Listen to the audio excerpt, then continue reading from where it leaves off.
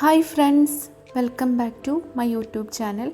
അപ്പോൾ ഇന്നത്തെ വീഡിയോ എന്ന് പറയുന്നത് ഒരു ഈദ് വ്ളോഗാണ്. അപ്പോൾ പെരുന്നാളിൻ്റെ അന്നത്തെ കാര്യങ്ങളും ഫുഡ് ഉണ്ടാക്കുന്നതും ഒക്കെ ഉൾപ്പെടുത്തിയിട്ടുള്ള ഒരു വീഡിയോ ആണിന്ന്. അപ്പോൾ പെരുന്നാൾ കഴിഞ്ഞിട്ട് കുറച്ച് ലേറ്റ് ആയിട്ടാണ് വീഡിയോ അപ്ലോഡ് ആക്കുന്നത്. അപ്പോൾ എല്ലാവരും പെരുന്നാളൊക്കെ എങ്ങനെ ഉണ്ടായിരുന്നു?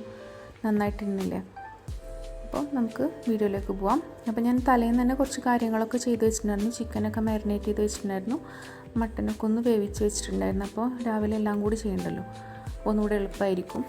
അപ്പോൾ തലേന്നത്തെ ഭാഗം കൂടി ഞാനിതിൽ ഉൾപ്പെടുത്തിയിട്ടുണ്ട്. അപ്പോൾ അതിന് ചിക്കനൊന്ന് മാരിനേറ്റ് ചെയ്തിടുന്നുണ്ട്. ചിക്കൻ ഇട്ട് കൊടുത്തതിൽ ആവശ്യത്തിന് ഉപ്പും മഞ്ഞൾപ്പൊടിയും മുളക് പൊടിയൊക്കെ ചേർത്ത് കൊടുക്കുന്നുണ്ട്. ഇതിൻ്റെയൊക്കെ വീഡിയോ ഞാൻ ഡീറ്റെയിൽ വീഡിയോ ഇട്ടിട്ടുള്ളതാണ്, ചിക്കൻ ഫ്രൈ ചെയ്യുന്നതൊക്കെ. പിന്നെ കുറച്ച് കാശ്മീരി ചില്ലി പൗഡറും കുറച്ച് സാദാ മുളക് പൊടി ചേർത്ത് കൊടുത്തിട്ടുണ്ട്. പിന്നെ കുറച്ച് ഗരം മസാല, കുരുമുളക് പൊടി, ഇഞ്ചി വെളുത്തുള്ളിയും പച്ചമുളകും ചുവന്നുള്ളിയും വലിയ ജീരകം കൂടി ചതച്ചിട്ടാണ് ഞാൻ ചേർത്ത് കൊടുക്കുന്നത്. അത് മട്ടനിലേക്കും ചിക്കനിലേക്കും ഒന്നിച്ച് ചതച്ച് വെച്ചിട്ടുള്ളതാണ്. അപ്പോൾ കുറച്ച് ചിക്കനിലേക്ക് ചേർത്ത് കൊടുത്തിട്ടുണ്ട്, കുറച്ച് സുറുക്ക ചേർത്ത് കൊടുത്തിട്ടുണ്ട്.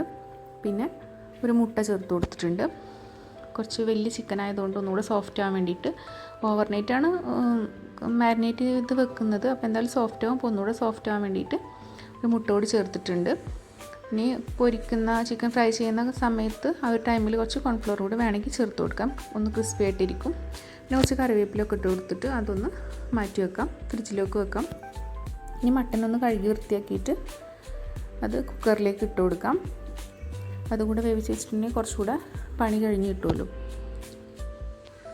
അതിലേക്ക് ആവശ്യത്തിനുള്ള ഇഞ്ചി വെളുത്തുള്ളിയൊക്കെ നേരത്തെ ചതച്ചതിന് തന്നെ ബാലൻസ് ഉണ്ട്, അത് ചേർത്ത് കൊടുക്കാം. പിന്നെ കുറച്ച് മഞ്ഞൾപ്പൊടി, കുറച്ച് മുളക് പൊടി ചേർത്താൽ മതി. ആവശ്യത്തിനുള്ള ഉപ്പും ഒക്കെ ഇട്ട് കൊടുക്കാം. പിന്നെ കുറച്ച് കുരുമുളക് പൊടി, ഗരം മസാല ഒക്കെ ചേർത്ത് കൊടുക്കാം. പിന്നെ കുറച്ച് വേപ്പില, മല്ലി, പുതിന ഒക്കെ ചേർത്തിട്ട് ആവശ്യത്തിനുള്ള ഉപ്പ് എല്ലാം ചേർത്ത് നന്നായിട്ടൊന്ന് തിരുമ്മിയിട്ട് അത് വേവിക്കാൻ വേണ്ടി വെക്കാം. കുറച്ച് വെള്ളം ഒഴിച്ചു കൊടുക്കാം, വെള്ളം ആവശ്യമില്ല എന്നാലും കുറച്ച് ഒഴിച്ചു കൊടുക്കാം. ഇനി ഇത് പിറ്റേ ദിവസത്തെ ഭാഗമാണ് കാണിക്കുന്നത്.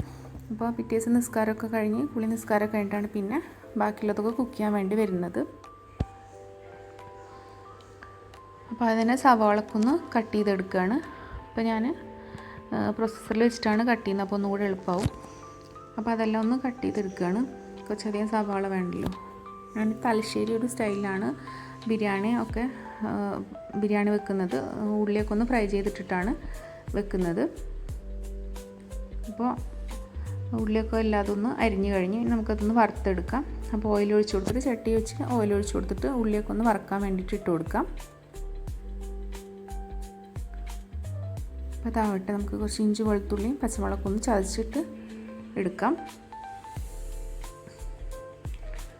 അപ്പോൾ ഉള്ളിയൊന്ന് ആയി വരട്ടെ, അപ്പോൾ ടൈം എടുക്കില്ല. അപ്പോൾ ആ ടൈമിൽ നമുക്ക് കുറച്ച് കച്ചമ്പറും ഒക്കെ ഉണ്ടാക്കി വെക്കാം, സമയം വെറുതെ കളയണ്ടല്ലോ. അപ്പോൾ ഉള്ളി ഇട്ട് കൊടുത്തിട്ടുണ്ട്. ഇനി ആവശ്യത്തിനുള്ള തൈര് ഒഴിച്ച് കൊടുക്കാം.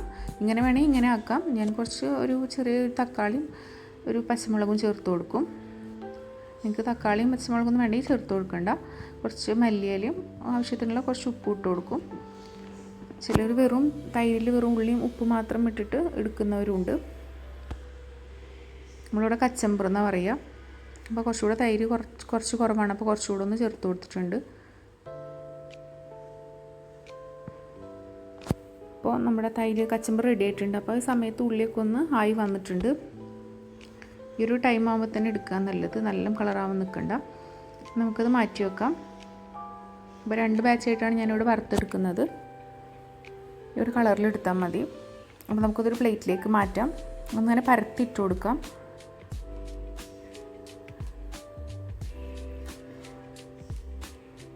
ഇനി അത് ആ സമയത്ത് ബാക്കിയുള്ളതും കൂടി ഇട്ട് കൊടുത്തിട്ടുണ്ട്. നമുക്കിനി ഒരു പായസം വെക്കാം. ഉള്ളി ആവുന്ന സമയത്ത് ഒരു സേമിയ പായസം ഒന്ന് വെക്കാമെന്ന് വിചാരിച്ചു. അപ്പോൾ സേമിയ ഒന്ന് നെയ്യിൽ റോസ്റ്റ് ചെയ്തിട്ട്, റോസ്റ്റഡ് ആയിട്ടുള്ള സേമിയാണ്, എന്നാലും കുറച്ച് ഒന്നുകൂടെ റോസ്റ്റ് ചെയ്തിട്ട് അതിലേക്ക് ആവശ്യത്തിനുള്ള ഒരു പാക്കറ്റ് പാലാണ് ഞാൻ എടുത്തിട്ടുള്ളത്, അത് ചേർത്ത് കൊടുക്കാം. ഇങ്ങനെ കുറച്ച് പാൽപ്പൊടി കൂടെ ഞാൻ ചേർത്ത് കൊടുക്കുന്നുണ്ട്.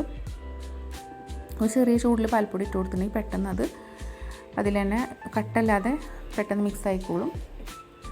ഒന്ന് തിളച്ച് വന്നിട്ടുണ്ട്. അപ്പോൾ കുറച്ച് മിൽക്ക് മെയ്ഡ് ചേർത്ത് കൊടുക്കാം. ഞാൻ കുറച്ച് മിൽക്ക് മെയ്ഡും കുറച്ച് പഞ്ചസാരയും കൂട്ടിയിട്ടാണ് ചേർത്ത് കൊടുക്കുന്നത്. നിങ്ങൾക്ക് മിൽക്ക് മെയ്ഡ് ഇല്ലെങ്കിൽ പഞ്ചസാര മാത്രം ചേർത്ത് കൊടുക്കാം. പിന്നെ ഒരു നുള്ളു ഉപ്പും ചേർത്ത് കൊടുക്കുന്നുണ്ട്. പിന്നെ പായസം ഒന്നായി വന്നപ്പോൾ ഞാൻ കുറച്ച് 2-3 ഏലക്കായും ചതച്ച് ഇട്ട് കൊടുത്തിട്ടുണ്ട്. കുറച്ച് നെയ്യും ചേർത്ത് കൊടുത്തിട്ടുണ്ട്. പിന്നെ ഫ്രൈ ചെയ്ത് മാറ്റി വെച്ചിട്ടുള്ള അണ്ടിപ്പരിപ്പും മുന്തിരിയൊക്കെ ഇട്ട് കൊടുത്തിട്ടുണ്ട്. അപ്പോൾ നമ്മുടെ പായസം ഇവിടെ റെഡി ആയിട്ടുണ്ട്. നമുക്ക് ബിരിയാണി വെച്ച് തുടങ്ങാം. അപ്പോൾ ചട്ടി അടുപ്പത്ത് വെച്ചിട്ട് ബിരിയാണി പോട്ട് അടുപ്പത്ത് വെച്ചിട്ട് ആവശ്യത്തിനുള്ള ഡാൽഡയും കുറച്ച് നെയ്യും ചേർത്ത് കൊടുക്കാം. ഞാൻ ഡാൽഡയും നെയ്യും കൂടിയിട്ടാണ് ബിരിയാണി ഉണ്ടാക്കാറ്. പിന്നെ ഫ്രൈ ചെയ്ത കുറച്ച് ഓയിലും കൂടെ ചേർത്ത് കൊടുക്കും. അത് ഫ്രൈ ചെയ്തിട്ട് വെക്കുമ്പോൾ മാത്രം. ഇനി ആവശ്യത്തിനുള്ള സവാള ഇട്ട് കൊടുക്കാം. പിന്നെ ഫ്രൈ ചെയ്തിട്ട് നമ്മൾ തലശ്ശേരി സ്റ്റൈലൊക്കെ ഫ്രൈഡ് ഓണിയൻ ഫ്രൈ ചെയ്തിട്ട് ചേർക്കുമല്ലോ, അപ്പോൾ കുറച്ച് എണ്ണ ഉണ്ടെങ്കിൽ അതുകൂടെ ചേർത്ത് കൊടുക്കും. അല്ലെങ്കിൽ ഞാൻ ഡാൽഡയും നെയ്യും മാത്രമാണ് ഉപയോഗിക്കാറ്. പിന്നെ ആവശ്യത്തിനുള്ള ഉപ്പ് കൂടെ ചേർത്ത് കൊടുക്കാം. ഇനി ഒന്നായിട്ട് വരുമ്പോൾ നമ്മൾ ചതച്ച് വെച്ചിട്ടുള്ള ഇഞ്ചി, വെളുത്തുള്ളി, പച്ചമുളക് കൂടെ ചേർത്ത് കൊടുക്കാം. നന്നായിട്ടൊന്ന് വഴറ്റിയെടുക്കാം. സവാള നന്നായിട്ട് വഴറ്റിയിട്ടാണ് ബിരിയാണി വെക്കുമ്പോഴാണ് പ്രത്യേക ടേസ്റ്റ്. അപ്പോൾ നമ്മുടെ മട്ടൻ അത്യാവശ്യം വെന്ത് വന്നിട്ടുണ്ട്.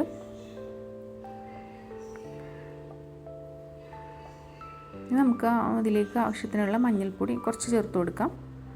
മസാലയിലേക്ക് ആവശ്യത്തിനുള്ള മഞ്ഞൾപ്പൊടി ചേർത്ത് കൊടുക്കാം. പിന്നെ കുരുമുളക് പൊടി, ഗരം മസാല ഒക്കെ ചേർത്ത് കൊടുക്കാം.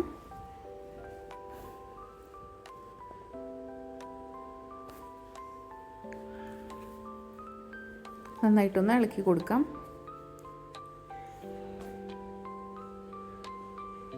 ഇനി കുറച്ച് തൈര് ചേർത്ത് കൊടുക്കാം. പുളിക്കാവശ്യമായിട്ടുള്ള തൈര് ചേർത്ത് കൊടുക്കാം.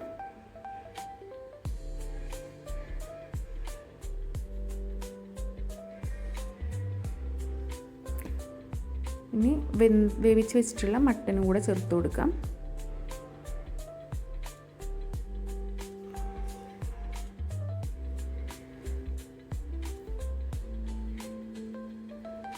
നന്നായിട്ടൊന്ന് മിക്സ് ചെയ്ത് കൊടുക്കാം.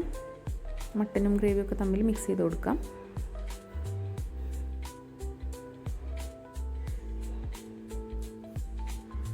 ഇനി മട്ടൻ വേവിച്ചതിൽ കുറച്ച് വെള്ളമുണ്ട്, അതിങ്ങനെ ഒന്ന് തിളപ്പിച്ച് വറ്റിച്ചിട്ട് ഞാൻ അവസാനം ഇതിൽക്കന്നെ ചേർത്ത് കൊടുക്കും. ഒന്ന് വറ്റി വരും, കുറച്ച് നേരം അങ്ങനെ തിളപ്പിച്ചെടുത്തിട്ടുണ്ടെങ്കിൽ.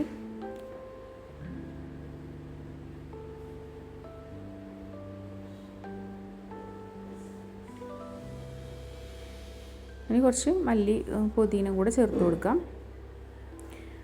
നമുക്ക് അരിഞ്ഞു വെച്ചിട്ടുള്ള തക്കാളി ചേർത്ത് കൊടുക്കാം.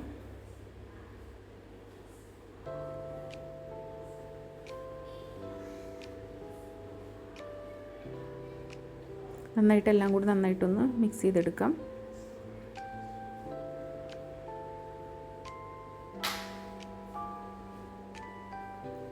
നമുക്ക് ഫ്രൈ ചെയ്ത് വെച്ചിട്ടുള്ള ഉള്ളി കൂടെ ചേർത്ത് കൊടുക്കാം. എല്ലാം കൂടി നന്നായിട്ട് മിക്സ് ചെയ്തിട്ടെടുക്കാം.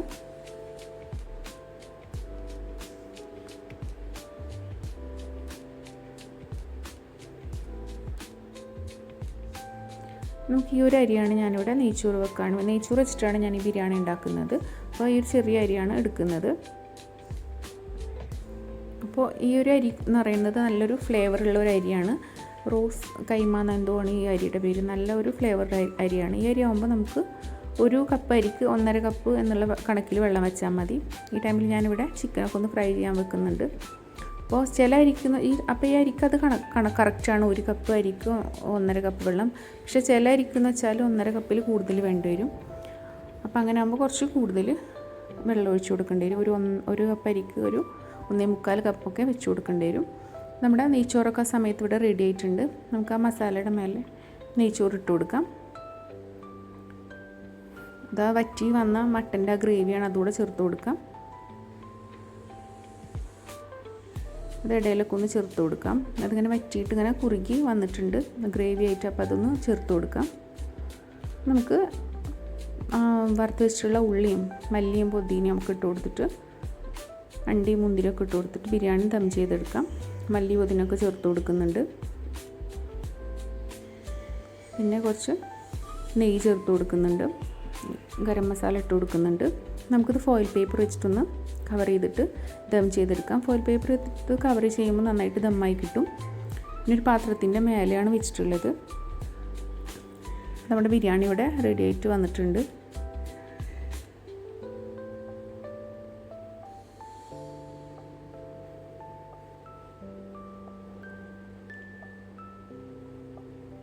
ഒന്ന് മിക്സ് ചെയ്തെടുക്കാം.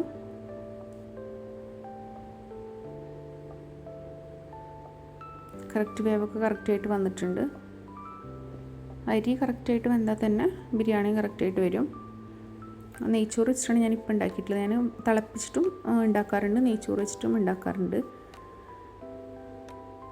നമുക്ക് കുറച്ചുകൂടെ ക്ലീൻ ചെയ്യാനുള്ളതൊക്കെ ഒന്ന് ക്ലീൻ ചെയ്തെടുക്കാം. അപ്പോൾ ബിരിയാണി എപ്പോഴും നെയ്ച്ചോറ് വെച്ച് വെക്കുമ്പോൾ ഞാൻ ഈ കാണിച്ച അരിയാവുമ്പോൾ ഇതിന് കറക്റ്റ് ഒരു കപ്പ് അരിക്ക് 1.5 കപ്പ് വെള്ളം മതി. അല്ലാതെ ചില അരിക്ക് കൂടുതൽ വെള്ളം വേണ്ടി വരും, അല്ലെങ്കിൽ ഇത് കുറച്ച് വേവ് കുറവുള്ള പോലെ തോന്നും. അപ്പോൾ ഒരു 1.25 വേണ്ടി വരും. അത് ഓരോ അരി നമുക്ക് കണ്ടാൽ മനസ്സിലാവും. ഈ അരി എന്ന് വെച്ചാൽ ഒരു പ്രത്യേക ടേസ്റ്റാണ്. ഈ അരി നല്ലൊരു ഫ്ലേവറുള്ള അരിയാണ്. എല്ലാ അരിയും അങ്ങനെ ആവില്ല. ഈ അരി അധികം വെള്ളം ഒഴിക്കണ്ട, 1.5 കപ്പ് കറക്റ്റാണ്. ചില അരിക്ക് കൂടുതൽ വെള്ളം ഒഴിക്കേണ്ടി വരും. നമുക്ക് നോക്കിയിട്ട് അതിനനുസരിച്ച് ചെയ്യാം. നമ്മുടെ ബിരിയാണിയും എല്ലാം ചിക്കനും എല്ലാം ഇവിടെ റെഡി ആയിട്ടുണ്ട്. ക്ലീൻ ചെയ്യലും കഴിഞ്ഞിട്ടുണ്ട്. നമ്മുടെ മട്ടൻ ബിരിയാണി ഇവിടെ റെഡി ആയിട്ടുണ്ട്. നല്ല അടിപൊളി മട്ടൻ ബിരിയാണി ആയിരുന്നു, നല്ല ടേസ്റ്റ് ഉണ്ടായിരുന്നു.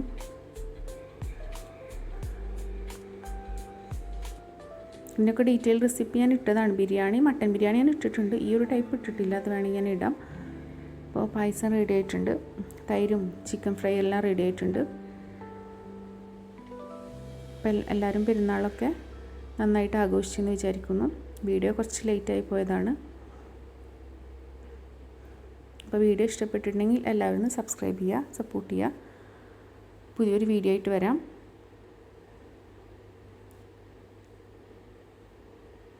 Thank you.